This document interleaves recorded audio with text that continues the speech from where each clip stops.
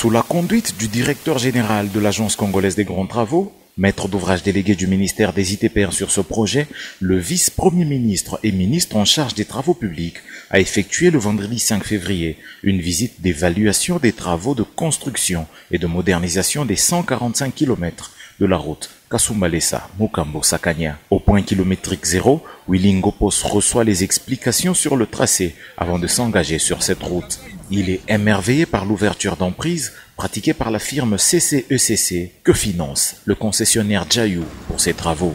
Commencés fin 2020, ces travaux ont à ce jour permis de rendre carrossable l'ensemble des 145 km. Outre l'ouverture d'emprise, les principaux travaux pratiqués, c'est notamment l'orientation des eaux grâce à la construction des passages sous route dans des buses et des dallos qui font qu'il n'y a plus d'accidents sur cette route. À Mokambo, Willy Ngopos a apprécié l'installation de l'entreprise qui s'est dotée de plusieurs engins et même d'une centrale d'enrobé qui sera opérationnelle d'ici peu. À l'entrée des Sakania, il est conduit sur la route de contournement de la cité qui aboutit au port sec de Lukangaba, un port sec en construction qui couvrira 1 km².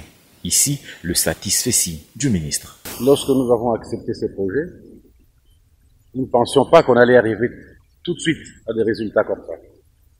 Les 145 km que nous avons parcourus de l'entrée Kasumbalesa jusqu'ici, nous avons remarqué qu'il y a quand même des travaux qui sont les premiers travaux qui ont commencé à être faits. De Kasumbalesa à Mokambo, il y a quand même 4 dallos, il y a des ouvrages qui sont faits. Et de Kasumba de Mokambo ici, il y a eu encore un ouvrage, ce qui faisait 5. Donc la qualité du travail qui va s'effectuer ici, au finish, je crois que ce sera une très bonne qualité.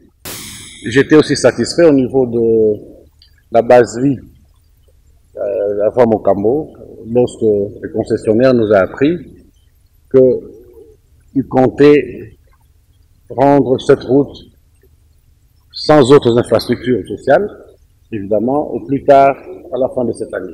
À noter que dès l'avènement de la prochaine saison sèche, le revêtement de l'ensemble de cette route va débuter et durera au maximum 24 mois.